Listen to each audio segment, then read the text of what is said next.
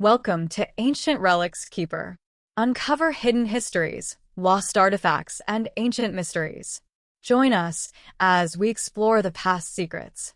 Subscribe and dive into history's untold stories.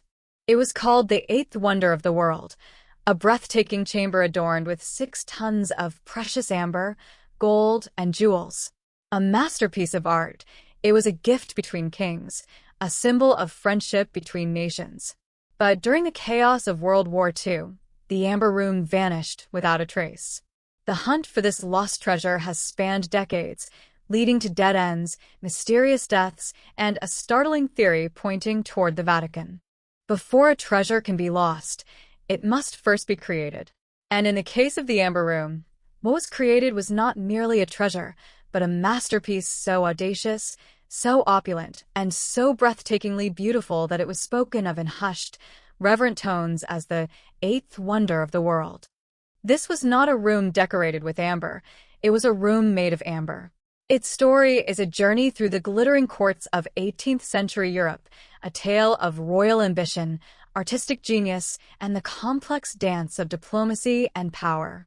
To understand why its disappearance has haunted treasure hunters for nearly a century, we must first appreciate the singular marvel that was lost. Our story begins not in Russia, where the room would achieve its ultimate fame, but in Prussia, a rising power in Northern Europe. The year is 1701, and Frederick I has just crowned himself the first king of Prussia.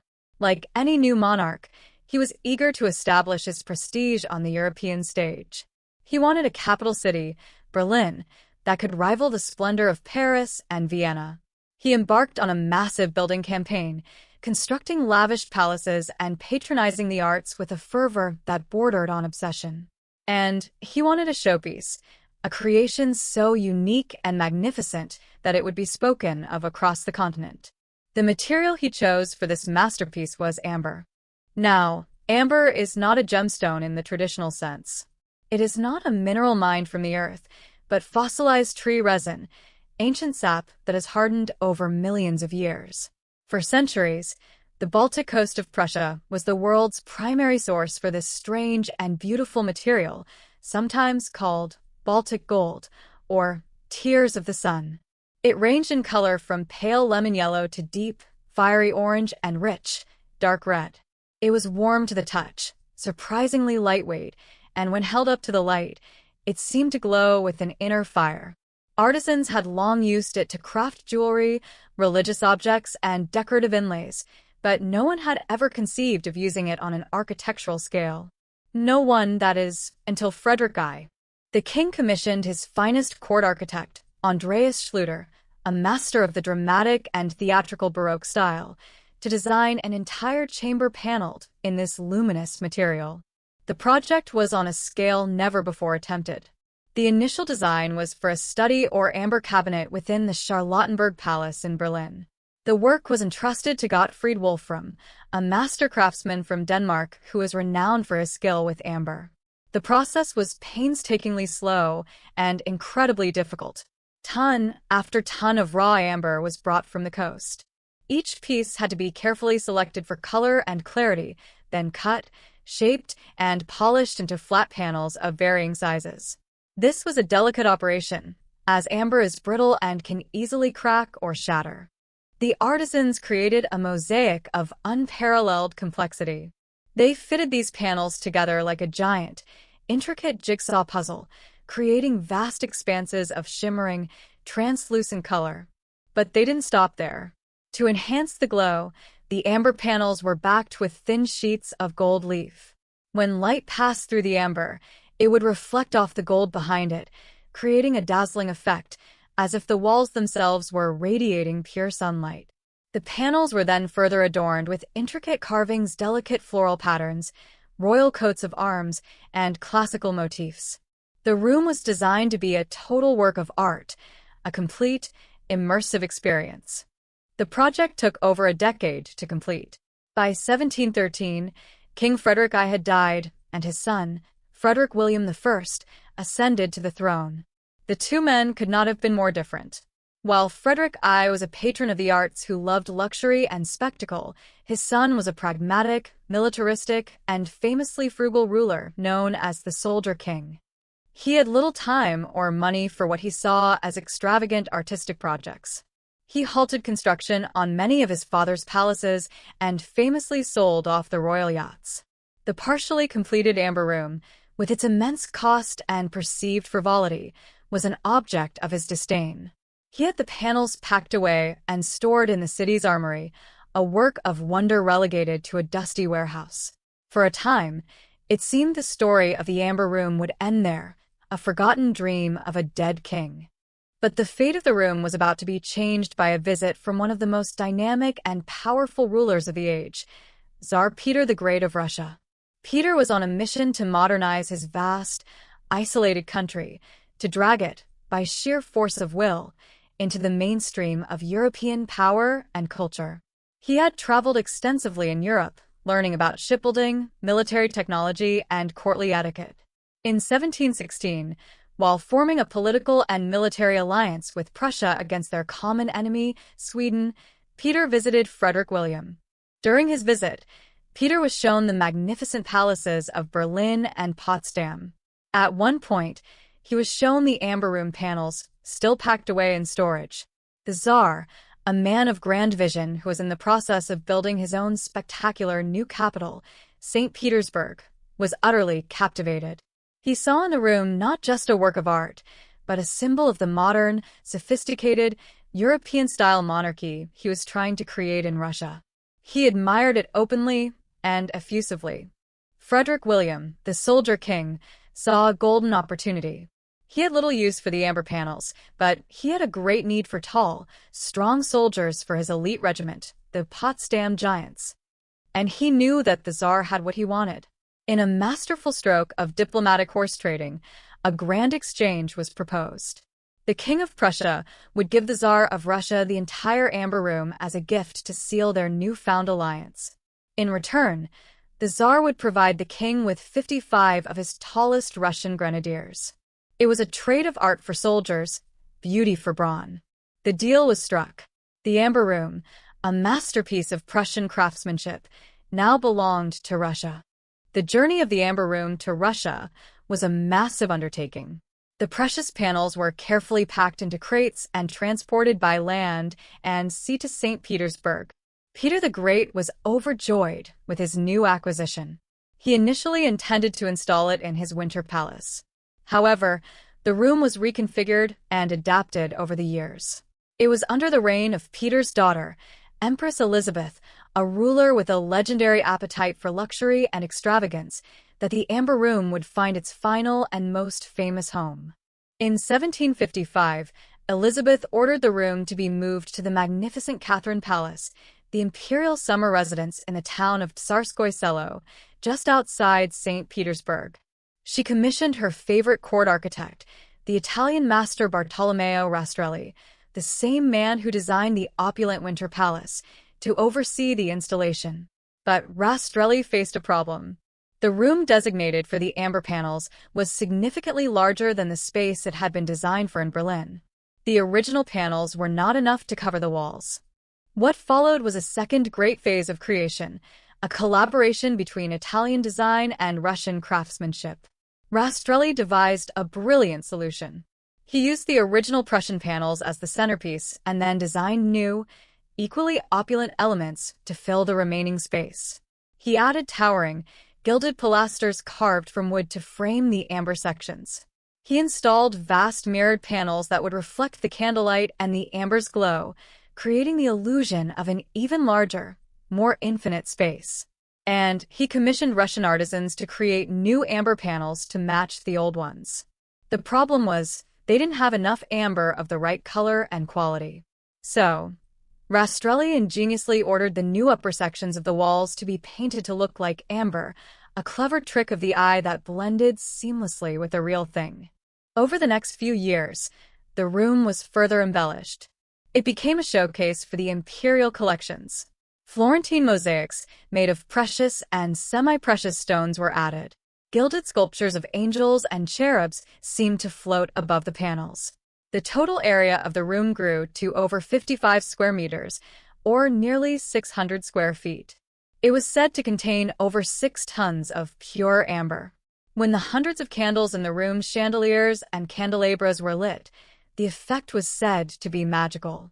The entire chamber would ignite with a warm, honey-colored light, the gold leaf and mirrors multiplying the glow until it felt as though you were standing inside a captured sunset or at the heart of a giant, fiery jewel. It was more than a room. It was an experience, a symphony of light, color, and texture. For nearly 200 years, it was the pride of the Russian Tsars, a breathtaking symbol of their wealth and power, visited by dignitaries and diplomats from around the world. It was truly priceless, not just for the immense material value of its gold and amber, but for its unique artistic and historical significance. It was a monument to a friendship between two great nations, and a masterpiece that could never be duplicated. This golden age came to an abrupt and violent end with the Russian Revolution in 1917. The Tsar was overthrown and executed, and the age of imperial extravagance was over. The Catherine Palace, like other royal residences, was nationalized by the new Soviet government. It was transformed into a public museum, allowing ordinary citizens to gaze upon the opulent lifestyle of the rulers they had overthrown. The Amber Room became one of its most popular exhibits. For 2 decades, it remained a beloved public treasure, a relic of a bygone era. But a new, far darker storm was gathering in Europe, a storm that would not only threaten the room but would engulf the entire continent in the most destructive war in human history. In June of 1941, Adolf Hitler launched Operation Barbarossa, the massive, surprise invasion of the Soviet Union. 3 million German soldiers poured across the border, advancing with terrifying speed. One of their primary targets was the city of Leningrad, the former St. Petersburg, the cradle of the revolution and a major industrial and cultural center. The town of Tsarskoye Selo, with its magnificent Catherine Palace, lay directly in the path of the advancing German army. The museum curators and the palace faced a desperate situation. They scrambled to evacuate the endless treasures of the palace, packing up paintings, sculptures, and furniture and shipping them east, away from the front lines. But when they came to the Amber Room, they faced a heart-wrenching dilemma. They attempted to carefully disassemble the precious amber panels, just as the Germans would later do. But 2 centuries of Russian winters and summer heat had taken their toll. The amber had become extremely brittle. The backing glue had hardened. As they tried to remove the panels, the delicate amber began to crack and crumble in their hands. They realized with horror that a hasty disassembly would likely destroy the very masterpiece they were trying to save. With the sound of German artillery growing louder each day, they made a desperate, last-ditch attempt to hide the room. They abandoned the disassembly and decided to conceal it in plain sight. They covered the magnificent, glowing amber walls with a simple disguise. They pasted cheap, ordinary wallpaper over the entire chamber, hoping that in the chaos of the invasion, the German soldiers would mistake it for just another unremarkable room and pass it by. It was a naive hope, born of desperation. The Germans were not just mindless invaders. They had special units, known as trophy brigades, tasked specifically with looting and securing valuable works of art.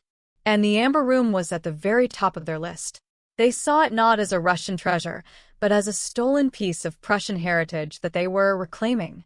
When the German army captured the town in September 1941, it took them very little time to find the hidden chamber. The crude wallpaper disguise was easily discovered. The soldiers tore it down, revealing the glittering prize beneath. The German command dispatched a team of experts to handle the treasure. With ruthless German efficiency, they did what the Russian curators could not. Ignoring the risk of damage, they systematically dismantled the entire room. They prized the panels from the walls, packed them carefully into 27 specially made wooden crates, and loaded them onto military transports. The entire operation took just 36 hours.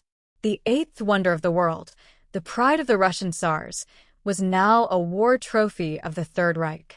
The crates were shipped west, back towards Germany into the heart of a continent at war. The Amber Room had begun its final, mysterious journey, a journey from which, to this day, it has never returned.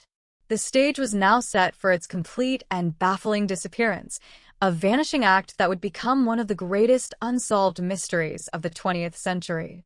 The moment the Amber Room was packed into 27 wooden crates and loaded onto German military trucks, its story transformed.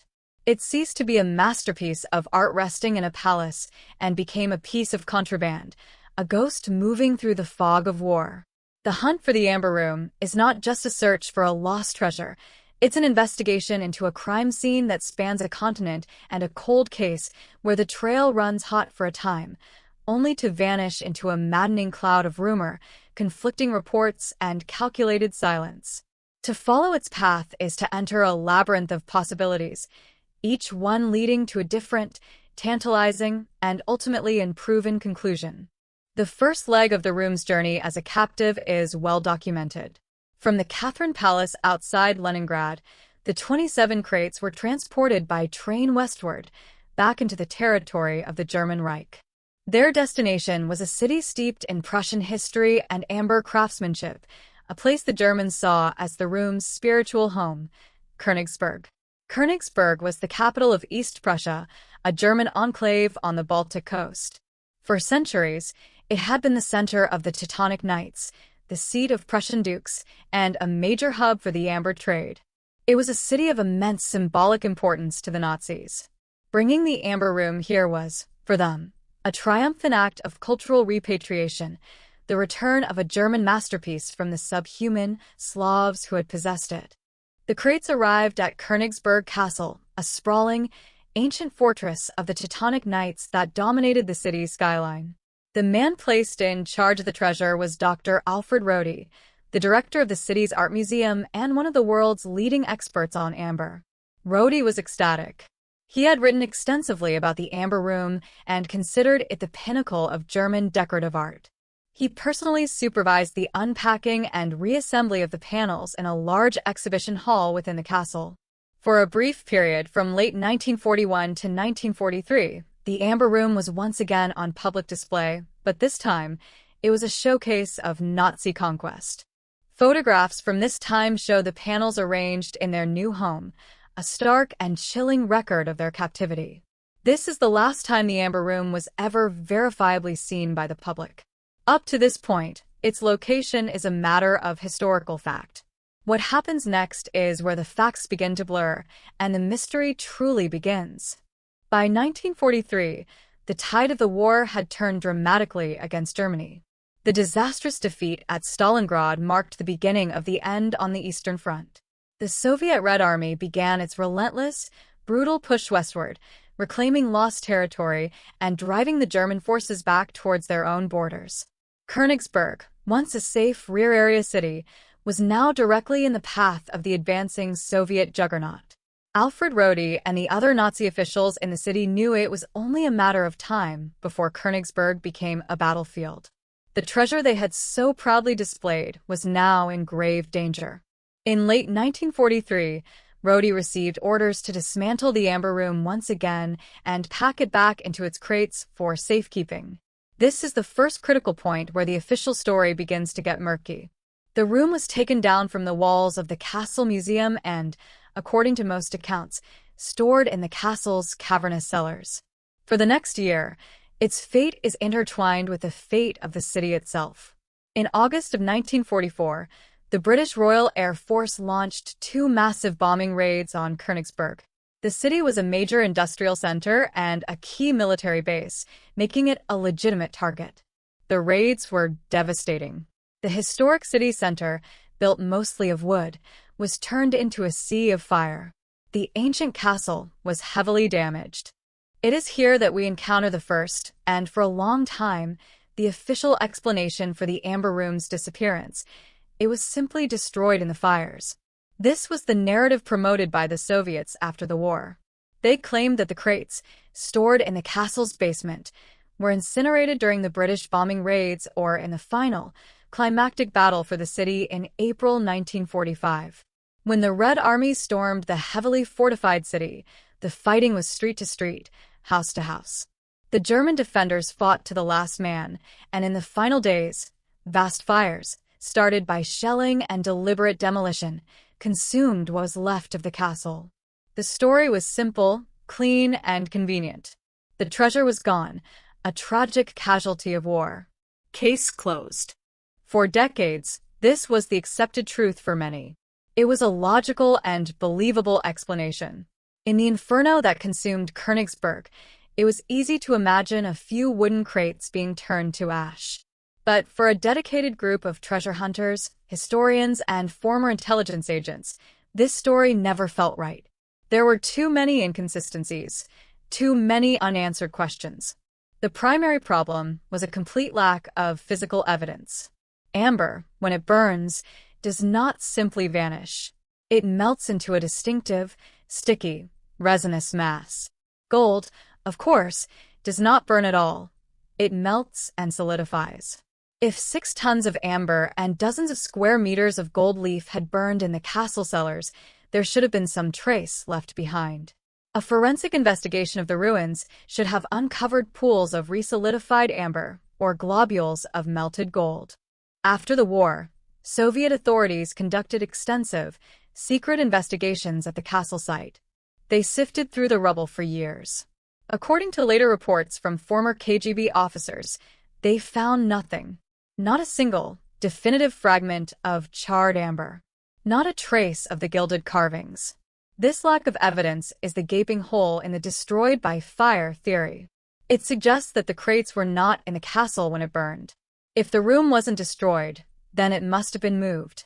This conclusion opens up a Pandora's box of alternative theories, each one a different path leading out of the burning city of Königsberg. This is where the story becomes a true detective novel, with a cast of enigmatic characters and conflicting clues. The key figure is Erich Koch, the notoriously cruel and corrupt Nazi Gauleiter, or regional governor, of East Prussia. Koch was the supreme authority in Königsberg.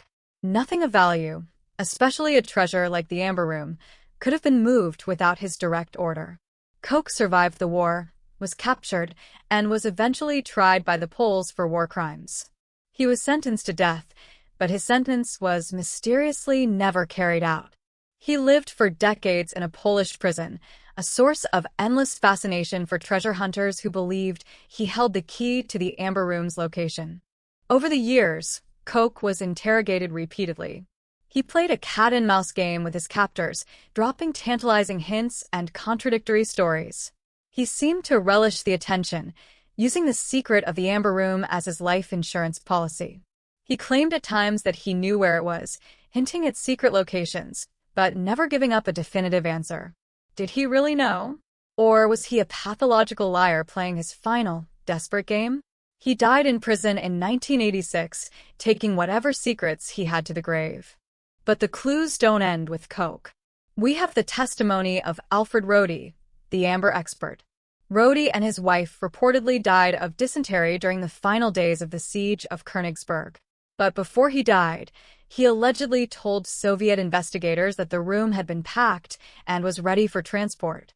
This implies it was moved before the final battle. Did he orchestrate its removal? And was his death truly from disease, or was he silenced to protect the secret? The theories about where the room was moved can be broadly divided into 2 categories: hidden on land or lost at sea. The hidden on land theories are fueled by the Nazis' well-documented practice of hiding looted art and gold in secret locations as the war drew to a close. They knew the end was near, and many high-ranking officials were trying to secure assets for a post-war life or for a future Fourth Reich. They constructed a network of secret bunkers, hidden tunnels, and deep mine shafts across Germany, Poland, and Austria. One of the most persistent theories points to the salt mines of Thuringia in central Germany. Places like the Merkers mine were used by the Nazis to store hundreds of tons of gold, currency, and priceless artworks. When American soldiers discovered the Merkers mine in 1945, they found a treasure trove that staggered the imagination. But the Amber Room was not among the items found. Still, many believe it could be hidden in a different, undiscovered mine shaft, perhaps in a sealed-off tunnel whose entrance was deliberately collapsed. Treasure hunters have spent fortunes using ground-penetrating radar and other technologies to scan these old mines, hoping to detect a hidden cavity. Another popular location is the Ore Mountains, on the border between Germany and the Czech Republic. The area is riddled with ancient silver mines and, during the war, was home to numerous secret underground factories and bunkers. Local legends and the testimony of supposed eyewitnesses have pointed to several specific locations where large, heavy crates were seen being unloaded in the final chaotic weeks of the war. These stories are tantalizing, but they are almost impossible to verify. Memories fade, stories get embellished, and the landscape has changed. Every few years, a new expedition sets off into these mountains, full of hope, only to return empty-handed. The search has even been marked by tragedy. Several amateur and professional treasure hunters have died over the years, either in accidents while exploring dangerous old mines or, according to the more conspiratorial-minded, they were murdered by a shadowy group, a modern-day Nazi cabal still guarding the secret. The second category of theories suggests the Amber Room never made it to a land-based hiding place. Instead, it was lost at sea. As the Red Army closed in on East Prussia in early 1945, the German Navy launched Operation Hannibal, the largest maritime evacuation in history. Hundreds of ships, from massive ocean liners to small fishing boats, were used to evacuate millions of German soldiers and civilians from the path of the advancing Soviets. It was a desperate and chaotic operation. Many believe that the Nazis would have used the confusion of this evacuation to smuggle their most precious treasures out of Königsberg. The city's port, Palau, was the main hub for the evacuation. It's easy to imagine the 27 crates being secretly loaded onto a ship, disguised as military equipment or personal luggage. The prime suspect in this theory is a specific ship, the Wilhelm Gustloff. The Gustloff was a former cruise liner that had been converted into a hospital and transport ship. On January 30th, 1945, it left the port of Palau, massively overcrowded with over 10,000 refugees and military personnel. That night, it was torpedoed and sunk by a Soviet submarine in the icy waters of the Baltic Sea. It was a horrific maritime disaster, with over 9,000 people losing their lives. For years, treasure hunters have been convinced that the Amber Room went down with the Gustloff. The ship's manifest is lost, so there is no official record of its cargo. The theory is compelling. What better way to move a priceless treasure than on a ship that was supposedly carrying wounded soldiers and desperate civilians? It would have been the perfect cover. Numerous diving expeditions have explored the wreck of the Gustloff, which lies at the bottom of the Baltic. They have found a ship torn apart, a solemn underwater graveyard. They have found personal effects, military equipment, but they have never found any sign of the 27 crates or their precious contents. Other ships have also been named as potential candidates. The wreck of the steamer Karlsruhe, discovered off the Polish coast in 2020, has generated immense excitement. The expedition that found it claims their sonar scans show military vehicles and numerous large crates in the hold, sparking speculation that it could finally be the resting place of the Amber Room. But like all the others, this lead has yet to produce a definitive result. The Baltic Sea is a vast and murky tomb, filled with thousands of wrecks from the war. Searching for a specific set of crates within this underwater maze is a monumental task. And so, the trail that began with such certainty in Königsberg splinters into a dozen different paths. Each theory has its passionate advocates, its scraps of evidence, its roster of mysterious figures and supposed deathbed confessions. There's the story of the German general who supposedly drew a map to its location on a napkin before he was executed. There's the tale of the secret SS commando unit tasked with hiding it. There's the KGB file, declassified in the 1990s, that suggests the room was hidden in a bunker in Kaliningrad, the new Russian name for Königsberg, all along. But every lead, every map, every promising sonar scan has, so far, led to a dead end.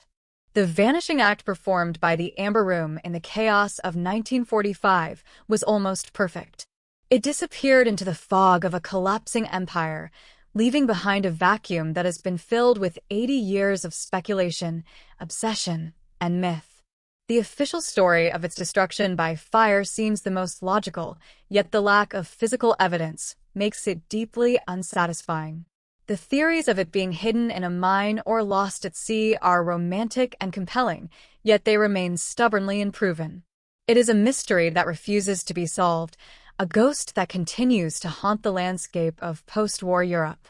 This stubborn lack of a conclusion, this perfect disappearance, is precisely what forces us to consider a third, more audacious possibility, that the room was not destroyed, nor was it lost in the chaos.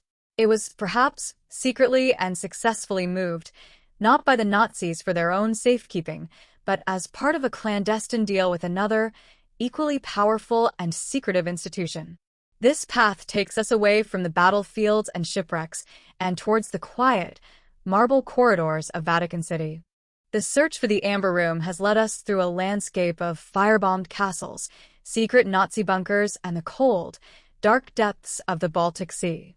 Each path is littered with clues, fraught with danger, and ultimately ends in a frustrating silence.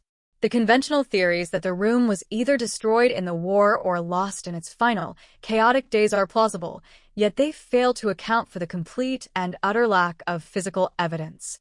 It is this perfect vanishing act that invites a more unconventional, more audacious line of inquiry. It forces us to ask, what if the Amber Room wasn't lost in the chaos at all? What if its disappearance was not an accident of war, but a meticulously planned and executed secret transaction? This theory takes us away from the battlefields of Northern Europe and leads us south, to the one place on the continent that remained an island of neutrality in a sea of war, a hub of secrets and clandestine diplomacy, Vatican City. To understand how the world's most famous lost treasure could possibly be connected to the heart of the Catholic Church, we must first understand the unique and complex role the Vatican played during the Second World War. On the surface, the Vatican, under Pope Pius XII, maintained a strict policy of neutrality. It was a tiny, independent city-state surrounded by Mussolini's fascist Italy and, later, by occupying German forces. Its primary public focus was on providing humanitarian aid, helping refugees, and pleading for peace. But beneath this public facade of impartiality, the Vatican was a beehive of international intrigue. It was one of the few places in Europe where diplomats and agents from both the Allied and Axis powers could operate in close proximity. Its ancient corridors and quiet gardens became a neutral ground for secret meetings, intelligence gathering, and back-channel negotiations. The Pope and his cardinals were not just spiritual leaders, they were seasoned diplomats, masters of a complex game of survival. They had communication lines running to Washington, London, Berlin, and Tokyo. They received intelligence from a global network of priests and bishops who were embedded in every nation, witnessing events on the ground. The Vatican knew far more about the inner workings of the war than it ever publicly acknowledged. It was a listening post, a secret intermediary, and a place where deals could be struck away from the prying eyes of the world.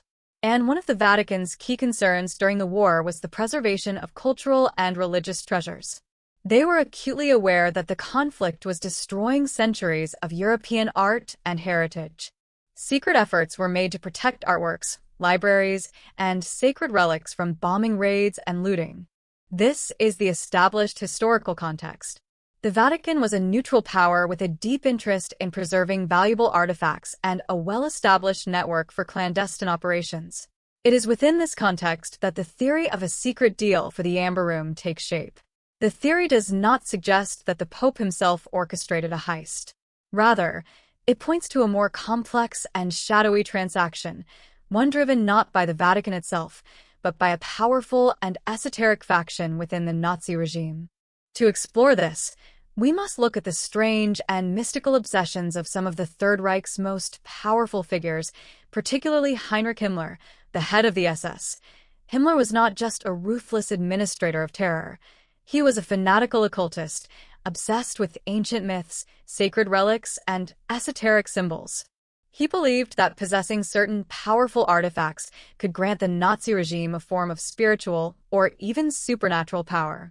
Under his direction, The SS established a special division, the Ahnenerbe, which was essentially an ancestral heritage organization tasked with finding archaeological and mythological proof of Aryan supremacy.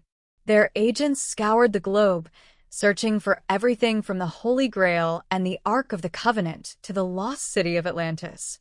They were treasure hunters on a state-sponsored mission, driven by a bizarre mix of pseudoscience and medieval mysticism. It is this obsession with powerful religious relics that forms the core of the Amber Room trade theory.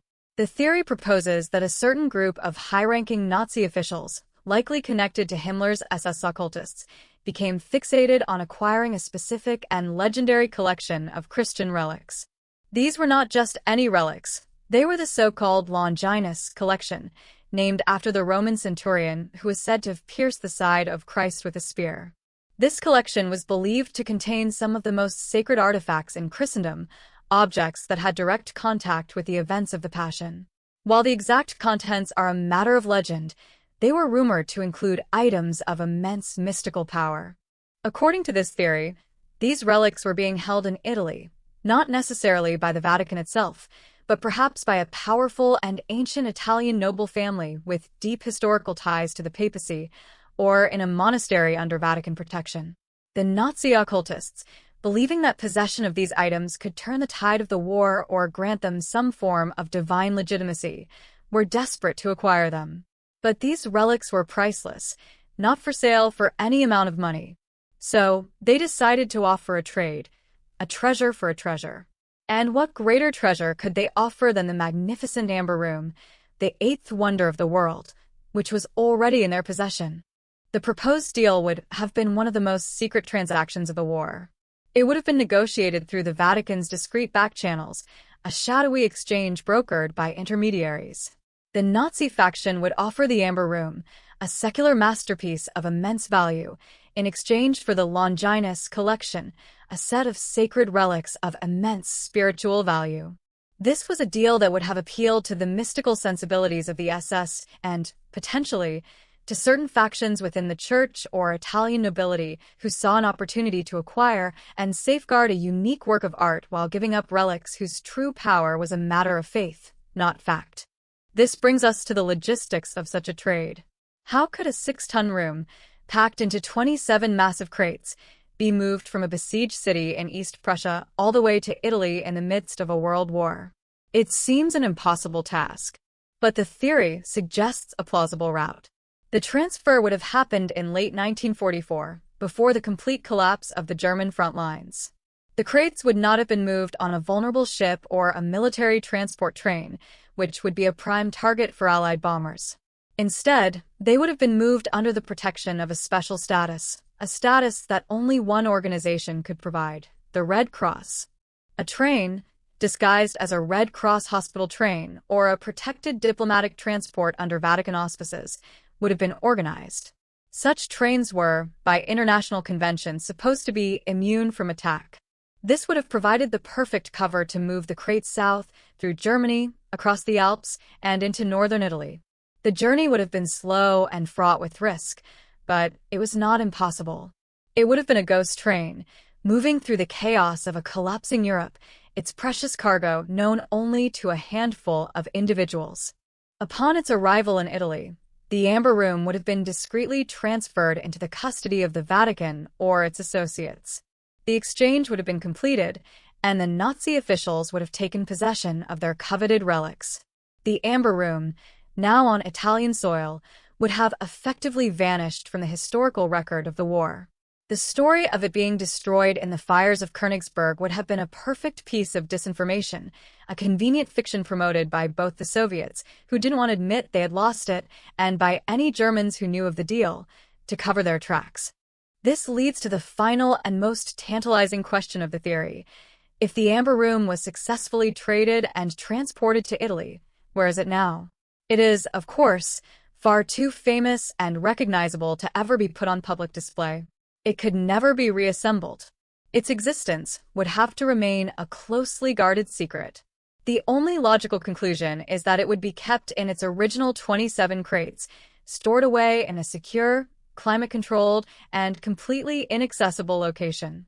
And the Vatican, more than any other institution on Earth, is a master of secure and inaccessible storage. The first and most obvious candidate for its hiding place is within the vast, labyrinthine confines of Vatican City itself. We often think of the Vatican museums as the public galleries we see, but this is just the tip of the iceberg. The museums have enormous, uncatalogued storage facilities, warehouses filled with art and artifacts that have not been seen for centuries. There are storerooms beneath storerooms, vaults and cellars that are not on any public map.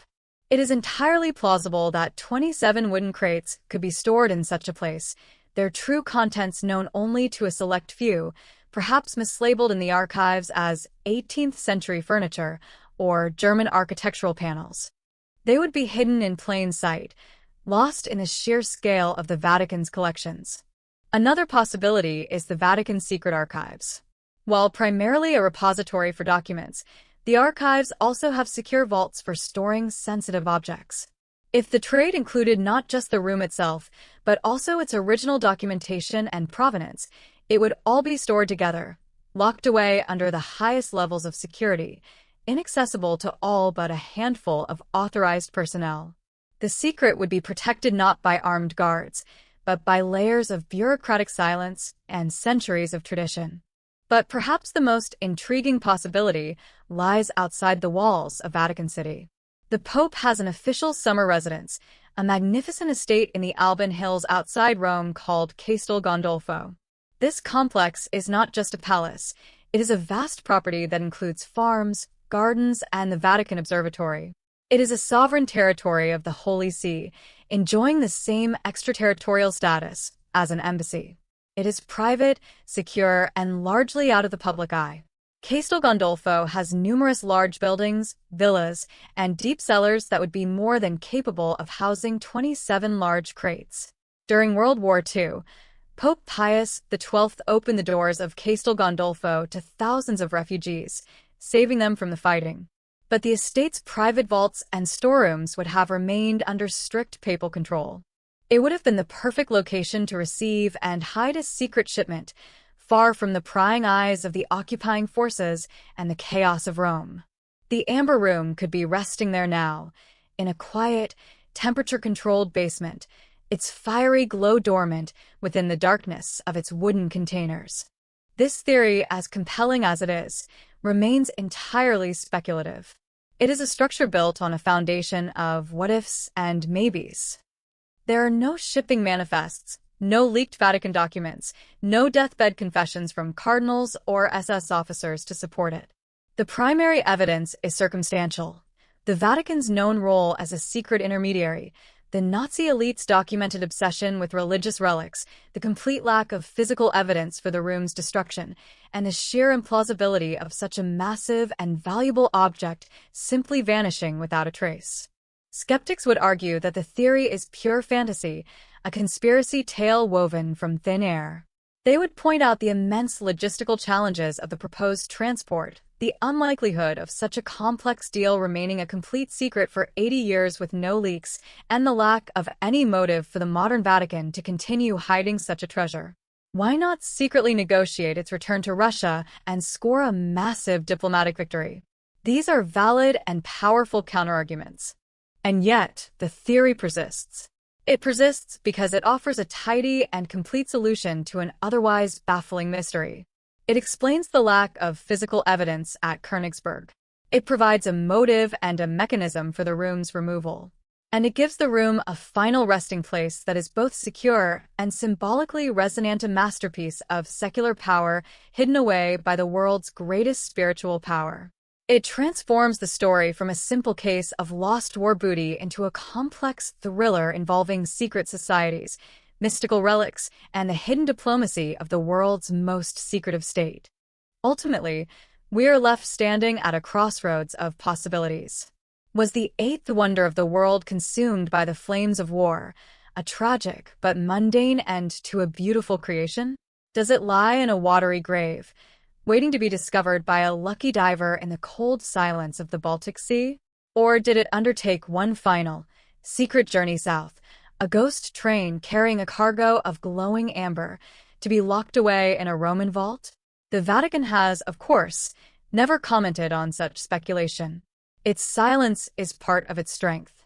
And so, the mystery endures. The Amber Room remains a ghost, its fate a blank page in the history books. And whether it is ash or shipwreck or a secret kept under lock and key, its story serves as a powerful reminder that sometimes the most valuable treasures are not the ones we can see, but the ones that remain tantalizingly, maddeningly, and forever out of reach. From a symbol of royal friendship to a casualty of total war, the Amber Room remains one of history's most captivating lost treasures. Whether it was incinerated in the fires of Königsberg, lies in a watery grave at the bottom of the Baltic Sea, or rests in its crates within a secret Vatican vault, its disappearance is a powerful reminder of the fragility of art and the enduring allure of a mystery that continues to glow in our imagination. Thanks for exploring with Ancient Relics Keeper. What mystery should we unravel next? Like, subscribe, and share your thoughts below. Let's keep digging into history's secrets together.